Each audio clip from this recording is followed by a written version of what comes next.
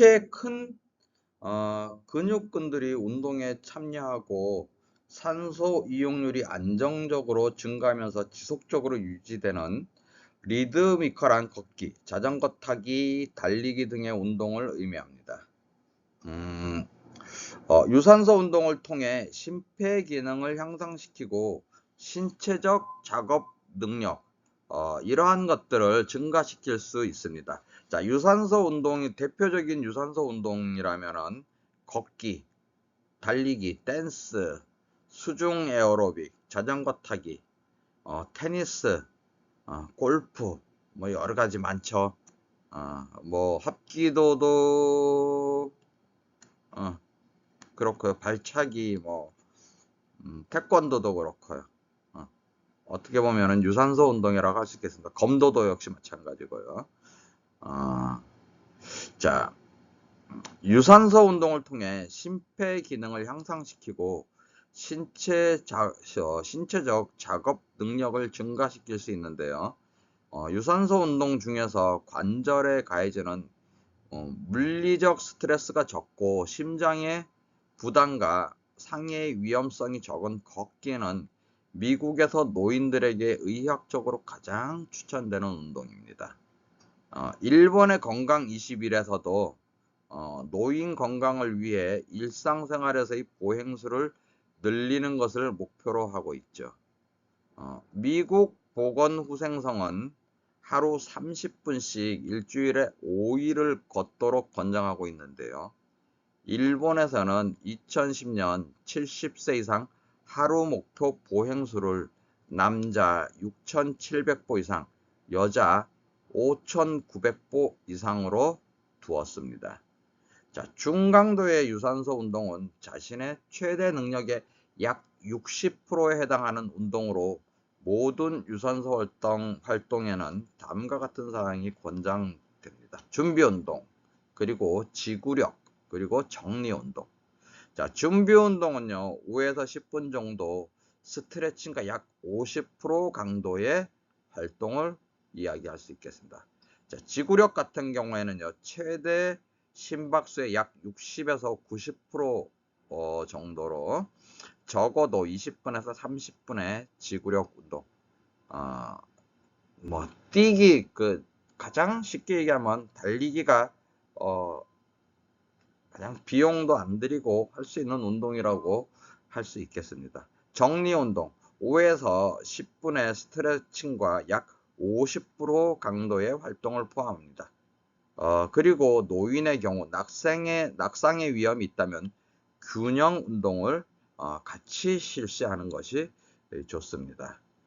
자, 유산소성 지구력 훈련은요, 뭐 심부름을 하거나 행사에 참여하기 위해 걷기, 진공 청소기 돌리기나 낙엽 쓸기, 계단 오르기와 같이 스태미너가 필요한 활동 수행하기. 자, 이러한 것들을 갖다가 기능상의 과제라고 할 수 있겠습니다. 자, 상체 및 몸통 저항 훈련 유형은요, 손자 들어앉기, 뭐 여행 중에 머리 위 선반에 짐 올려넣기, 식료품 나르기, 육중한 문 열기, 잡초 뽑기와 같은 정원일 하기, 창문 닫기와 같은 집안일 하기, 조금 고될 수 있는 상체 및 몸통 저항 훈련 유형이라고 할 수 있겠습니다. 하체 저항 훈련으로는요, 바닥에서 일어났다 앉았다 하기, 의자나 욕조에 들어가고 나오기, 이런 것도 어떻게 보면 운동으로 볼 수가 있겠죠.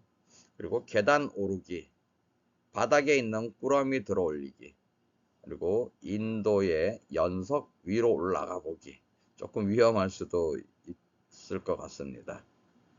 그리고 상체 유연성 훈련으로는 온천이나 보행 시에 다른 차를 보기 위해 머리 돌리기, 이것도 상체 유연성 운동에 속한다고 할 수 있습니다. 옷 뒤에는 지퍼를 한번 자신이 올려보는 것, 그리고 등 긁기, 머리 위, 찬장 안에 있는 물건 잡기, 머리 빗기, 그리고 하체 및 몸통 유연성 훈련은 양말이나 신발 신기, 발 만지면서 살펴보기. 자, 저 같은 경우에는요, 양말을 신을 때 운동 삼아서 일부러 일어서서 한 발로 들고 서서 하는데, 이것도 어떻게 보면 좀 위험할 수도 있지만, 저 같은 경우에는 그냥 운동 삼아서 하는 행동 중에 하나라고 할 수 있겠습니다. 자, 그리고 평형성 및 기능성 훈련으로는요, 안전하게 반려견 산책시키기, 그리고 환경생의 위험 요소, 그리고 계단 다루기, 정원에 있는 잡초 뽑기, 이런 것들이 그 예상치 못한 그 돌발 상황에 적절하게 대치하기, 평형성 및 기동성 훈련의 유형이고, 기능성의 과제 중에 하나라고 이해하시면 되겠습니다. 이러한 훈련들이 있습니다. 유산소 운동 같은 경우에는요.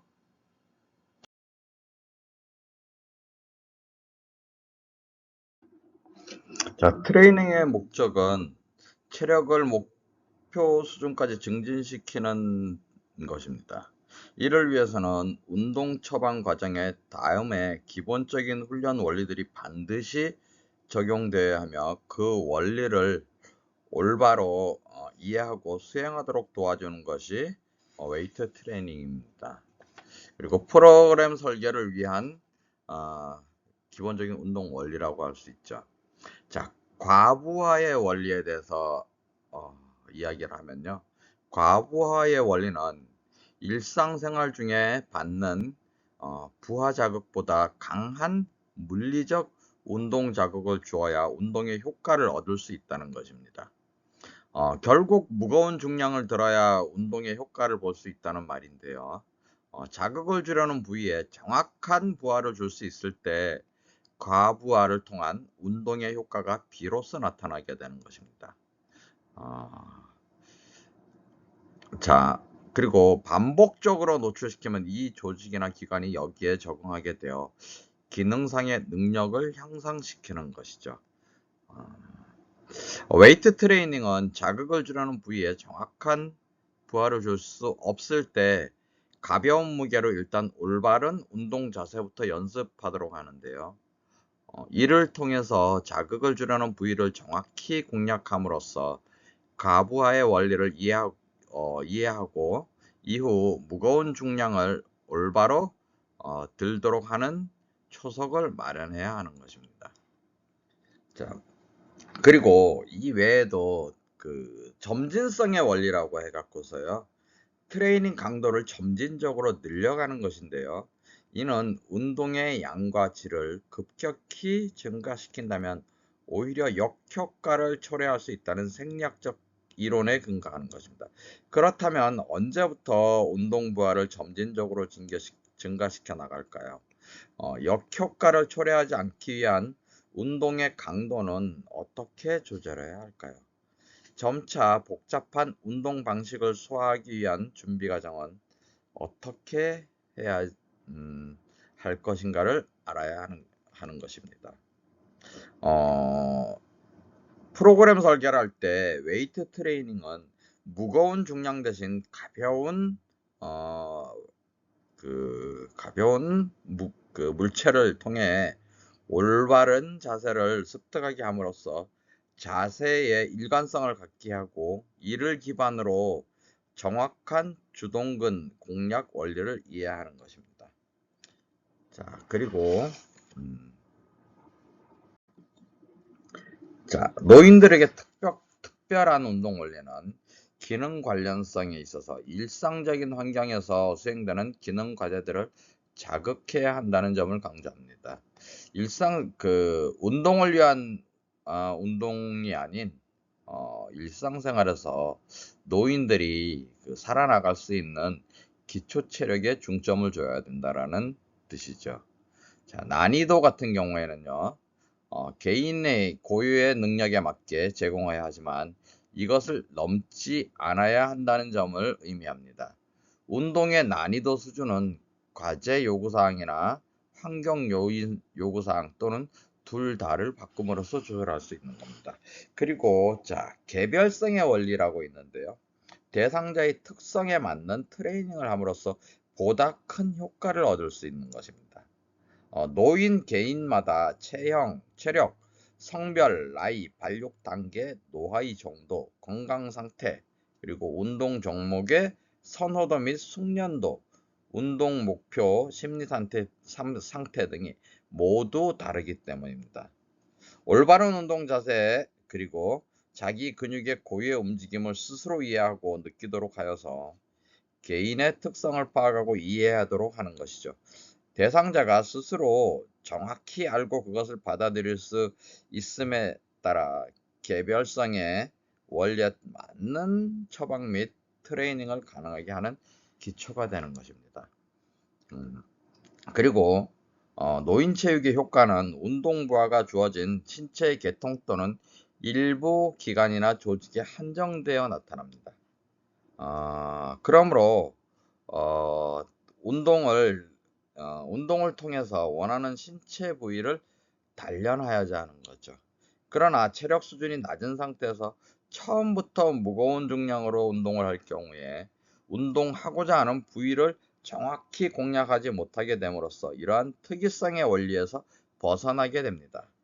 보통 보면은 벤치프레스나 이런 거를 할 때도 가슴 벤치프레스 같은 경우에는 가슴으로 밀어주듯이 해야 되는데 이게 그 자기가 들 수 있는 무게의 그 이상을 하다 보면은요, 그 어깨와 뭐 팔, 어깨가 비틀어진다거니, 그거나 그러한 그 그렇게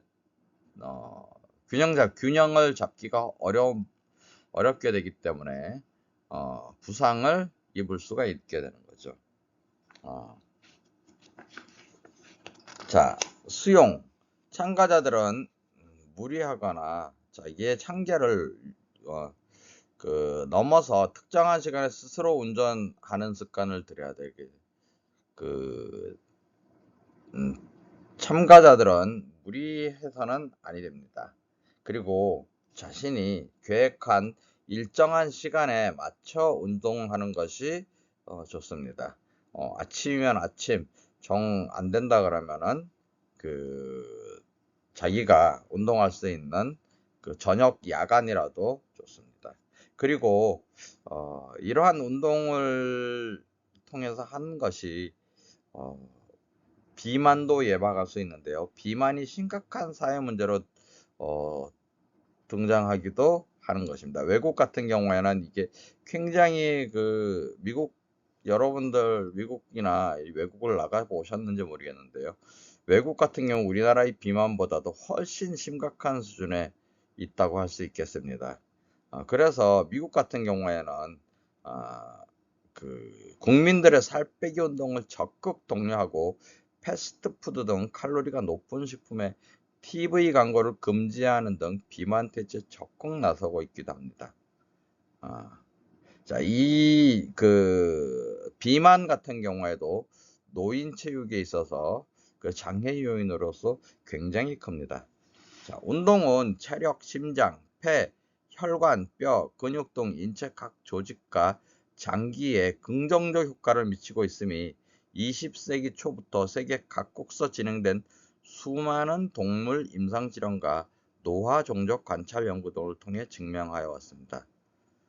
또한 운동을 통해 혈압, 혈당, 콜레스테롤이 떨어지고 심장병, 뇌졸중, 당뇨병, 골다공증이 예방되고 건강 장수한다는 사실도 이와 같이 연구 결과가 많이 되어 있습니다.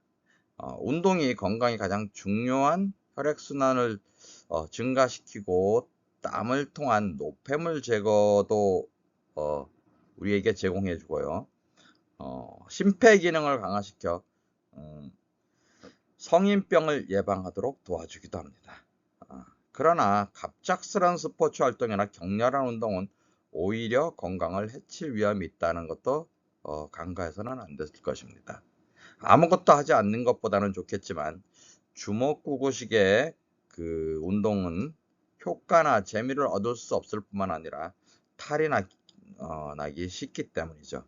즉 자신의 건강을 위해서 웨이트 트레이닝에 대한 올바른 이해와 지도가 반드시 필요합니다.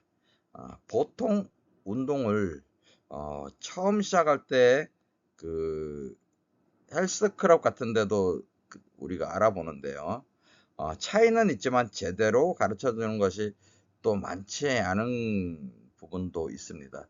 꼭 PT를 받아야지만 좀 되는데, PT를 받게 되면은 저 금전적인 부분에서도 좀 어렵죠. 그러므로 운동하기 전에 주의사항 및 인체가 작용하는 법칙에 대한 충분한 지식을 갖추고 운동하는 것이 안전합니다. 여기서는 지금 저희가 한 거는 운동 부위 근육 구조를 해부학적으로 좀 알아보고요. 저희가 앞으로도 프로그램을 노인 프로그램을 어떻게 짜보고요. 그리고 그 종목에 따라서 그리고 부위에 따라서 어떤 식으로 프로그램을 만들 것인가에 대해서 또 앞으로 지속적으로 공부해 나가도록 하겠습니다. 자, 오늘 수업 들으시느라고 매우 수고 많으셨습니다. 감사합니다.